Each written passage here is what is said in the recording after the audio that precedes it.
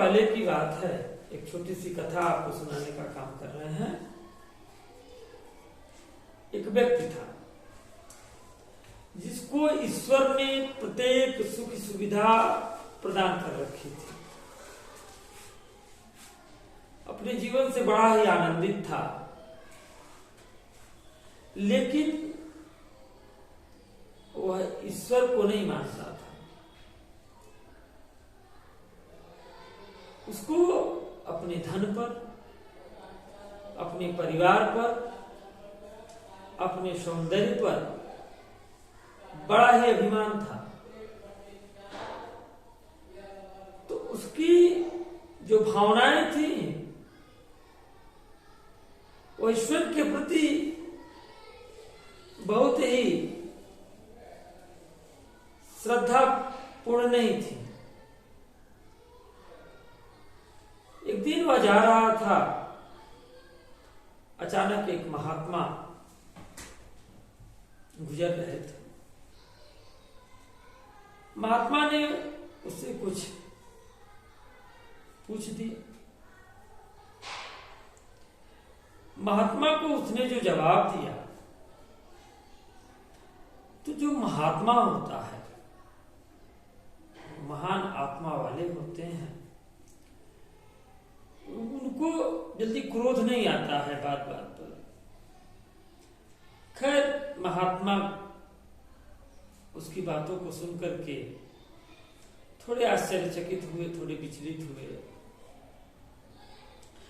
लेकिन चूंकि वो महात्मा थे, उन्होंने मुस्कुराते हुए कहा, अरे भाई, तुम्हारे अंदर इतना अभिमान है, आखिर क्यों? किस पर तू अभिमान कर रहा है?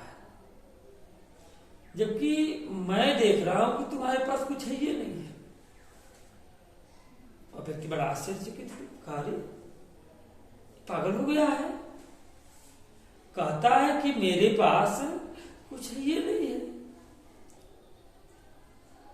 तो कहा, मेरे पास यह पूछो कि क्या नहीं है? मेरे पास दुनिया की प्रत्येक सुख संपदा विद्यमान है। मेरे एक से एक पुत्र हैं, मेरी पुत्रियां अद्वितीय हैं, भरा पूरा परिवार है, मेरे पूरे पड़ोसी मुझसे बहुत प्रेम करते हैं, क्षेत्र और समाज में मेरी बड़ी ही मान मर्यादा है। तो पूछता है कि मेरे पास क्या है? महात्मा मुस्कुराए और कहा कि जिस सुख और संपदा, वैभव की तुम बात करते हो, वास्तव में वह तुम्हारी नहीं है, क्योंकि एक दिन इस संसार को तू छोड़ करके चला जाएगा और तेरे द्वारा संचित की गई इस सभी संपत्ति का भोग कोई अन्य करेगा। यह तो छोड़ ही दे, जीते जी भी तू इसका भोग नहीं कर पाएगा। अर्थात जब तेरा वृद्धापन आएगा, तेरी इंद्रियां तेरा साथ देना बंद कर देंगी। जिन इंद्रियों के सुख की प्राप्ति करके तू इतना आनंदित होता है, तेरी ये इंद्रियां ही सुख प्राप्त करने योग्य नहीं रह जाएंगी। इंद्रिय मतलब आंख, कान, नाक, जीभ, त्वचा, ये इंद्रियां हैं। इनको कर्म और ज्ञानेंद्रिय के रूप में भी विभाजित किया जाता है, अलग अलग कर दिया जाता है। कुछ कर्म इंद्रियां हैं, कुछ ज्ञान इंद्रियां हैं। कुछ इंद्रियां ऐसी हैं जो कर्म इंद्रिय और ज्ञान इंद्रिय दोनों हैं, उपस्थ भी कर्मेंद्रिय की श्रेणी में आता है। तो उसने कहा महात्मा से, उस व्यक्ति ने, कि ठीक है, चलो मेरी इंद्रियां निष्क्रिय हो जाएंगी, कार्य नहीं करेंगी, मैं चल नहीं पाऊंगा, मैं भोजन नहीं कर सकता अपने हाथ से, इतना मैं बुरा हो जाऊंगा, मैं देख नहीं सकता, यही ना कहना चाहते हो? तो उसके लिए मेरे बेटे मेरे साथ हैं। महात्मा फिर मुस्कुराए, बड़ा ही सुंदर जवाब दिया महात्मा ने। कहा, जिस बेटों पर तू इतना इतरा रहा है, सोच तूने अपने पिता के साथ क्या किया था। कहा, मैंने अपने पिता के साथ, मैंने उनकी देखरेख की थी। कहा, देखरेख न किया था, प्रत्येक समय पर उनकी प्रत्येक आवश्यकताओं की पूर्ति तू कर पाया था। 24 घंटे उनके पास बैठा रहा। कहा, नहीं। कहा, क्यों?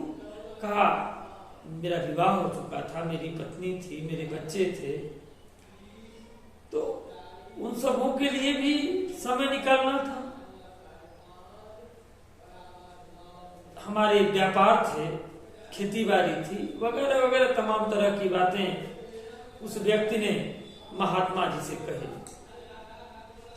तो कहा, तब बता, जब तू अपने पिता को पूरा समय नहीं दे पाया और तुम्हारे पिताजी कि न जाने कितनी इच्छाएं शेष रह गई होंगी और उन सभी से शिक्षाओं के साथ ही वह इस संसार से चले गए, तो फिर तू किस प्रकार से यह उम्मीद करता है कि तेरे बच्चे तेरे साथ 24 घंटे लगे रहेंगे? ये थोड़ा सा झटका उस व्यक्ति को लगा, यह एहसास हुआ कि हाँ, महात्मा जो बात कर रहे हैं वो सही है।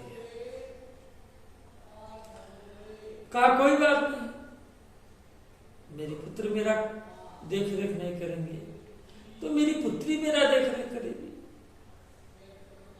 कहा, जिस पुत्री की तू बात करता है, उस पुत्री का तो एक दिन तू विवाह कर देगा, और विवाह करने के बाद जो तेरा जमाई होगा उसे अपने घर लेकर के चला जाएगा। बात ये भी उसको समझ में आ गई। कहा, ठीक है, तो जो हमारे पड़ोसी हैं, तो महात्मा ने कहा, पड़ोसी अपने में बिजी हैं, अपने कामकाज में बिजी हैं, तो अपने कामकाज को छोड़ करके वो तुझे देखने थोड़ी ना है। हाँ, कभी काल हालचाल लेने आ गए, वो अलग की बात है। उन पड़ोसियों पर इतना इतरा रहा है। तो कहा, इसका मतलब कि पड़ोसी मेरा साथ नहीं देंगे? कहा, नहीं देंगे। कहा, कब? कहा कि जब तू इस संसार को छोड़ करके मृत्यु को प्राप्त हो जाएगा, सेज सैया पर तुझे लिटा दिया जाएगा, अर्थात चिता पर ले जाने की तुम्हारी तैयारी होगी। उस समय सारे पड़ोसी एकत्रित होंगे, तुझे अपने कंधों पर उठा करके शमशान भूमि तक ले जाएंगे और वहां पर ले जाकर के तुझे जलाएंगे। जिस इस शरीर पर अभिमान कर रहा है, जिस धन पर अभिमान कर रहा है, वो सब तेरे साथ ही जल करके समाप्त हो जाएगा। तो तेरे पड़ोसी ये काम तो पक्का करेंगे कि तुझे ले जाएंगे और जला करके चले जाएंगे, फिर आकर के अपनी दुनियादारी में व्यस्त हो जाएंगे। उस व्यक्ति को महात्मा की बात समझ में आ गई। उस व्यक्ति ने कहा कि हे महात्मा, आपने तो हमारे नेत्रों को खोल दिया, अर्थात अहम का जो भाव मेरे अंदर व्याप्त था मुझे अपने लोगों पर जो बड़ा अभिमान था, मैं एक अंधकार में जो भटक रहा था, आपने आकर के उस अंधकार को दूर किया और मेरे अंदर ज्ञान के प्रकाश को प्रकाशित करने का कार्य किया। ज्ञान प्रकाशस्या गुरुमिल्या सो जिन विसरी जाए, ठीक है ना, कबीर कहते हैं। तो जो आपने यह कार्य किया है, मैं आपका बहुत आभारी हूं और मैं आपको बारंबार प्रणाम करता हूं, लेकिन अब मेरे ऊपर एक कृपा और कर दो आप, कि मैं किस प्रकार से परम सुख की प्राप्ति करूं। तो महात्मा ने कहा कि परमात्मा की शरण में चले जा, वहीं पर तुम्हें परम सुख की प्राप्ति होगी। और अंत समय आने पर तुम्हें मृत्यु की पीड़ा का आभास नहीं होगा। व्यक्ति बड़ा परेशान हुआ, अरे परमात्मा जब मिलेंगे तब तो मैं उनके शरण में चला जाऊं। मैं तो सुनता हूं कि परमात्मा जल्दी किसी को प्राप्त ही नहीं होते हैं। क्या आपको परमात्मा मिल चुके हैं? उस व्यक्ति ने उस महात्मा से प्रश्न किया। महात्मा मुस्कुराए और कहे, नहीं, मुझसे परमात्मा कभी नहीं मिले। तो कहा, जब आपसे नहीं मिले तो मुझसे कैसे मिले? महात्मा ने कहा कि परमात्मा तो मेरे अंतर आत्मा में विद्यमान हो चुके हैं। बात समझिएगा।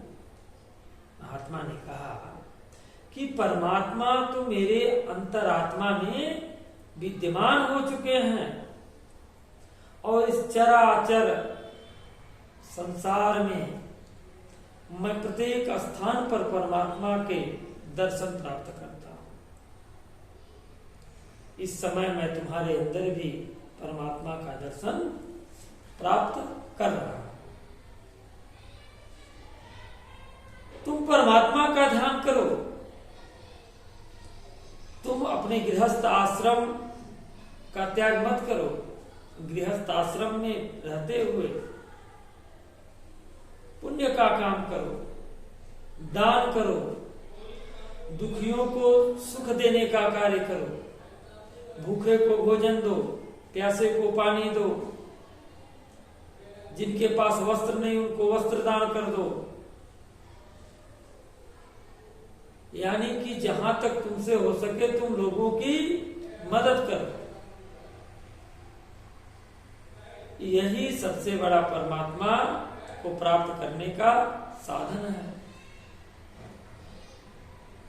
और वह व्यक्ति गया, महात्मा का आशीर्वाद लिया और चला गया, और उसने वही कार्य किया जो महात्मा ने उसको बताया। जीवन उसका बड़ा ही सुखपूर्वक, आनंद पूर्वक व्यतीत होने लगा। परमात्मा का ध्यान सदैव करता रहता था। दान पुण्य प्रत्येक चीजें वह प्रतिदिन करता था, श्रद्धा भाव से करता था। जब उसके जीवन का अंत समय आया और यमराज के दूत उसको लेने के लिए जब उसके यहां पहुंचे, तो यमराज के दूतों ने बड़ा ही विनम्र निवेदन उससे किया। कहा, आपकी मृत्यु का समय आ चुका है। अब इस पृथ्वी लोक पर आपकी जीवन लीला समाप्त हुई है। हम आपको लेने आए हैं। इस व्यक्ति ने यमराज के दूतों से प्रश्न किया। कहा, मैंने तो सुन रखा है कि मृत्यु बड़ी ही कष्टदायक होती है, बहुत पीड़ादायक होती है, और जहां तक मैं देख रहा हूं मेरी मृत्यु होने को है। आप मेरे प्राणों को हरने के लिए आए हो और इतना प्रेम से आप पूछ रहे हो, इतनी सहजता दिखा रहे हो, और मैं पूर्ण रूप से स्वस्थ हूं, मेरा ध्यान भी परमात्मा में लगा हुआ है। यमराज के दूतों ने कहा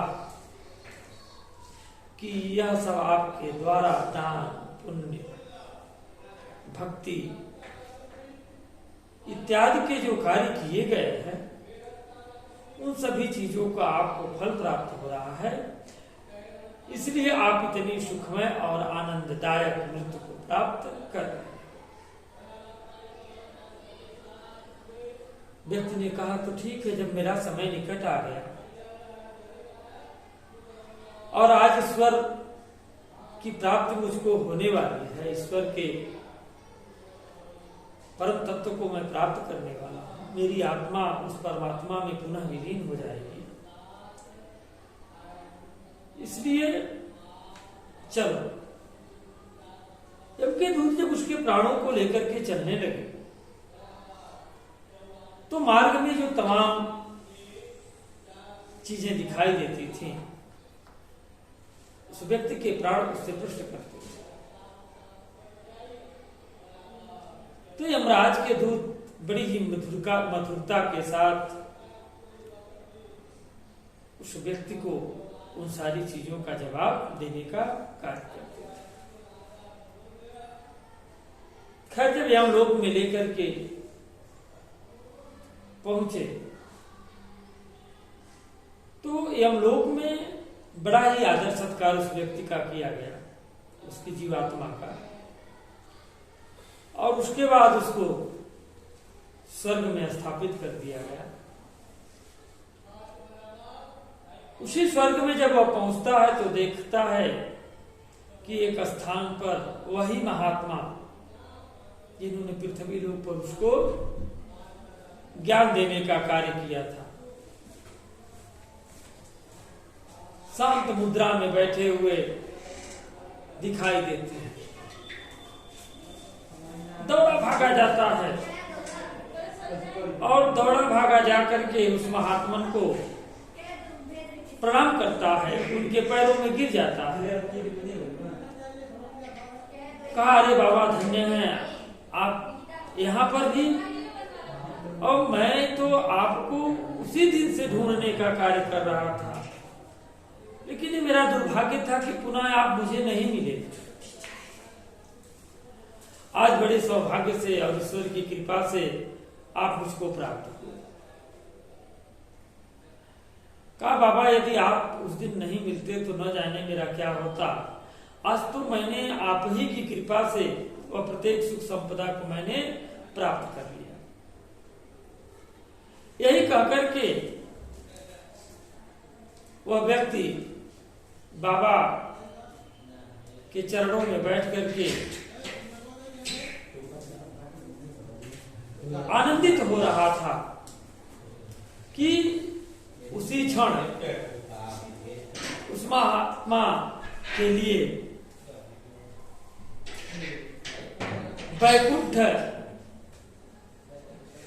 जाने का जो साधन था वह वहां पर पहुंच गया।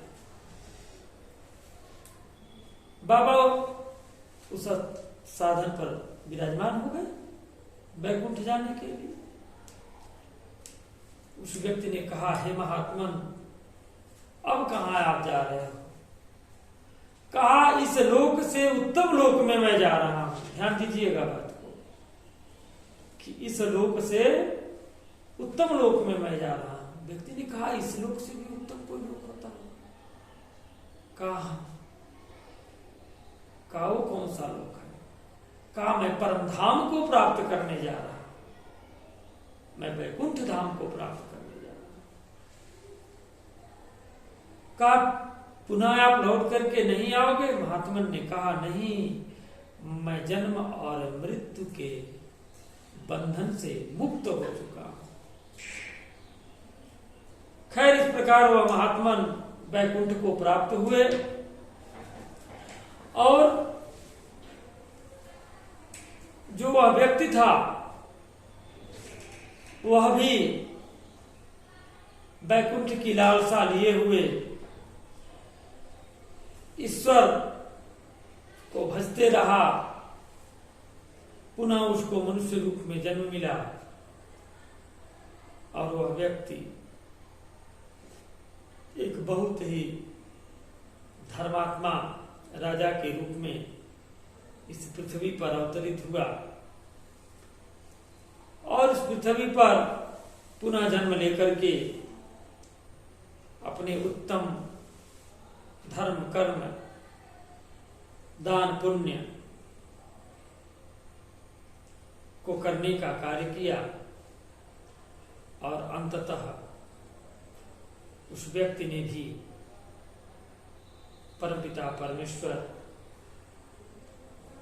जगदीश्वर नारायण की कृपा को प्राप्त करते हुए परम धाम वैकुंठ को प्राप्त करता है और जन्म और मृत्यु के बंधन से सदैव के लिए मुक्त हो जाता है। आगे हम उस महान राजा के विषय में बताएंगे कि वह व्यक्ति कौन से राजा के रूप में जन्म लेता है इस पृथ्वी पर और कौन था। कथा अत्यधिक लंबी नहीं करना चाहते हैं, अगली बार आपको फिर आगे की कहानी बताने का कार्य किया जाएगा। जय श्री कृष्ण।